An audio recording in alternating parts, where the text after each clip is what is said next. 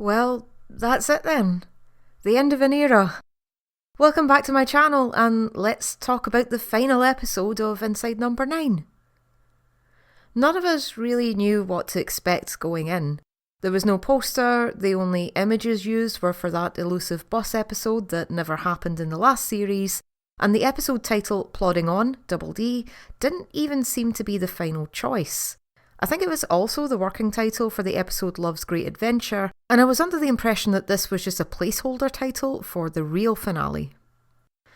So, what we ended up getting was this huge love letter to the entire show, its guest stars and its fans in a way I've never seen any other show do before and probably won't ever again.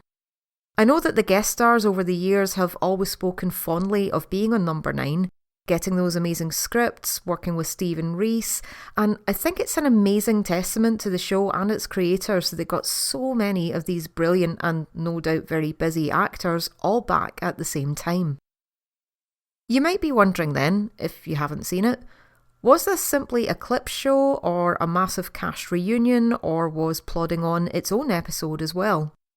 Actually, yes it was, all of the above, but it's one that people will appreciate a whole lot more if they've been following the series over the past 10 years, or discovered it along the way and have binged it at some point since. It also helps if you know about Stephen Rees's career before the show and about their working relationship. Yes, that part about one of them arriving in the office and finding the other one playing dead or pulling some other prank is apparently a regular occurrence behind the scenes. And well, yes, there is a plot, it's extremely meta, and might not make a whole lot of sense in isolation. Plodding On takes place backstage at Inside Number 9's own rap party. I told you it was meta. And it opens with an homage to the very first episode, Sardines. We get a great conversation between Catherine Parkinson and Tim Key in the toilets, lampshading the fact that the show might have got a bit self-indulgent, and seeding the plot points that Steve Pemberton was allegedly hospitalised while filming episode 4. Also that everyone's trying to get on board with a new show in America that's paying British actors through the nose. Speaking of through the nose, well, they're all in the toilets for a reason, and Anne Reid's also in the market for a quick toot. By the way, if you spotted another Number 9 reference with the rolled up Body Shop voucher, then hold on tight because there are many more of those to come. In fact, there's at least one actor shown or one visual or scripted reference to every single episode of Inside Number 9. Louisa Miller from the website Den of Geek has even made a list of them all, which I've linked below, and she's also written some fantastic Number 9 episode reviews over the years, so you might want to go and check those out. Also, the way the high-budget American TV show was described as Dante's Inferno meets Dungeons & Dragons really made me realise how much I'd love to see Stephen Rees playing D&D. I don't even know if they'd love it or hate it, but either way I think that'd be entertaining as hell and I definitely want to be at that table. Anyway, it transpires that the two writers have very different ideas about what their plans are for after Inside Number 9, and this is where the main conflict of the episode comes in, and also where you start to question how much of it is actually based in reality. And the pair of them are such great actors that the fallout feels very genuine and is really quite heartbreaking to watch, almost like we shouldn't even be seeing it. The bit where Reese says, "I've hardly got any real friends as it is," really got to me personally. And yet, somehow, this is still a very funny episode as the tension keeps being broken by the appearance of other cast members, awkward conversations over the phone with some old writing partners, and even some very silly gags with bums and fake turds. I'm sorry, I'm a massive child and those made me laugh. Now, this entire episode and premise was somehow kept firmly under wraps until the moment it aired. And I've probably said too much already if you haven't seen it yet. But to be fair, you clicked on the review and so I had to at least give you the premise. I'll be going into some more detail now, so if you haven't seen it, you can go and watch it first. But before you do that, I'd strongly suggest watching the lot of Inside Number 9 until that point, otherwise it'll be less impactful and probably won't make a lot of sense. And if you're new to the series at this point, and it's an anthology, so why not? I would recommend looking up some of the info on the episode 3x3 and the long-running question of will Inside Number 9 ever do an episode on a bus? I've linked a few items below, including my own video on 3x3, which should hopefully shed some light on both matters. So anyway, on with the show. I know it sounds schmaltzy and self-indulgent on paper, but honestly, I was welling up during that clip reel. And not just for the shots of Helen McCrory and David Warner, who are sadly no longer with us, or for the very emotional clips from Bernie Clifton's dressing room and of Sheridan Smith's performance in the 12 Days of Christine. But that film though, just look at what they've achieved throughout the years, and on BBC money as well. Everyone in that room's played a part, and I think for the fans as well, it was just lovely to take a minute to remember all those moments of joy and wonder, and remember why it is we fell in love with it so. So yes, that was a very deliberate tug on the old heartstrings. But the thing is, they've earned it. The boys, Steve and Rhys, congratulations! And it's not like they've ignored any of the criticisms over the years either. That every fourth one a dud felt very harsh, but at the same time, very funny. My first thought there was Last Gasp, obviously, but then I remembered that 4 episodes on from that was the 12 Days of Christine, and was the clip show making peace with Rhys's ongoing animosity towards that episode and the fact that people really like it? Or was that one last dig at that Sheridan Smith? Who can say? But even as a proud defender of the worst episodes of Inside Number 9, that line was hilarious.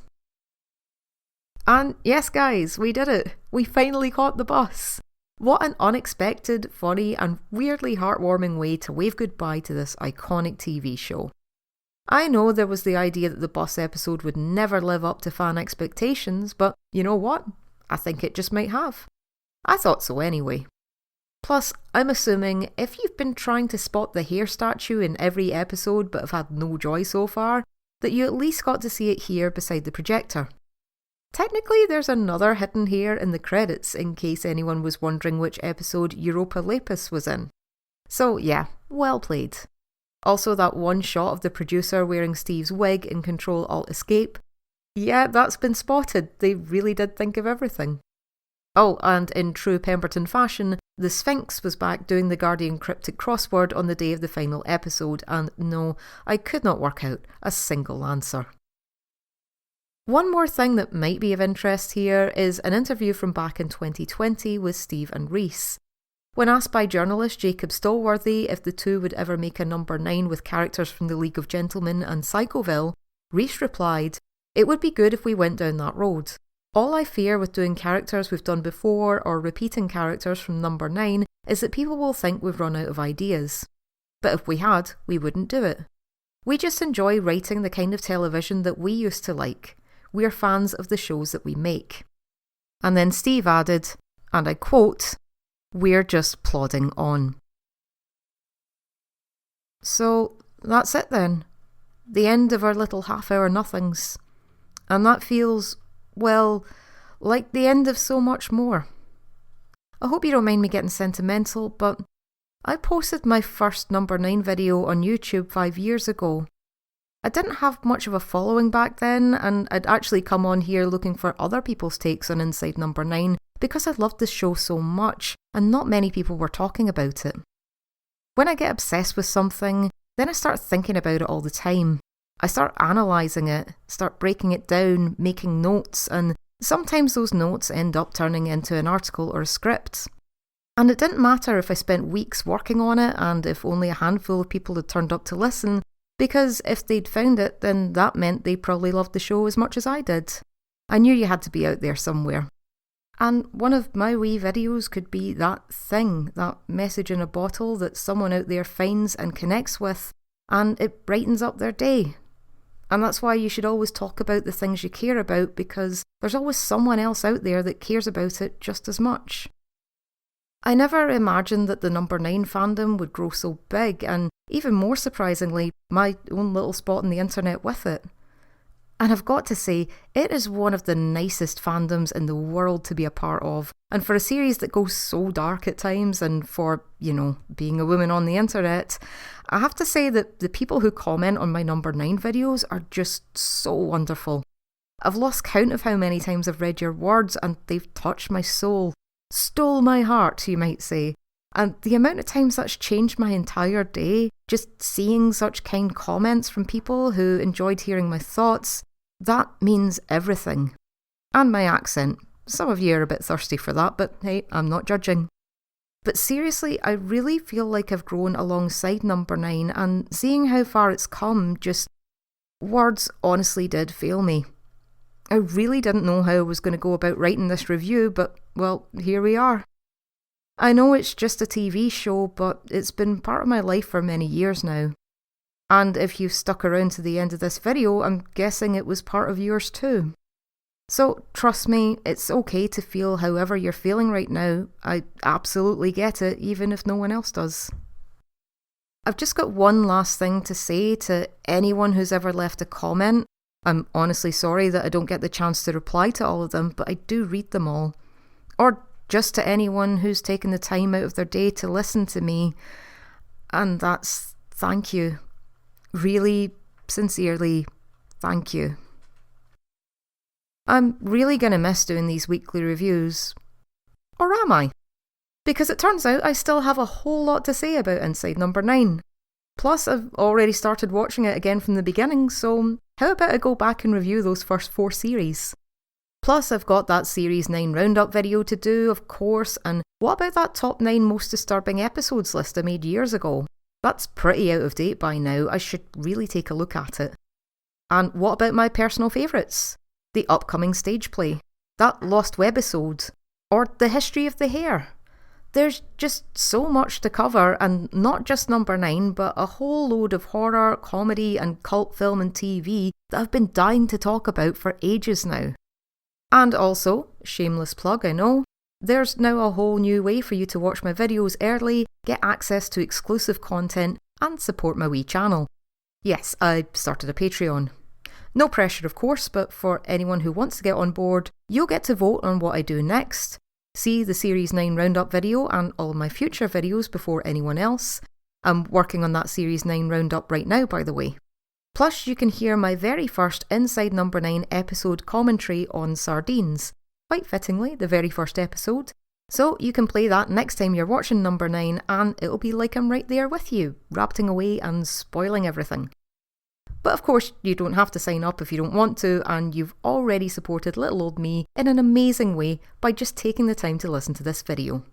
Thank you so much from the heart of my bottom.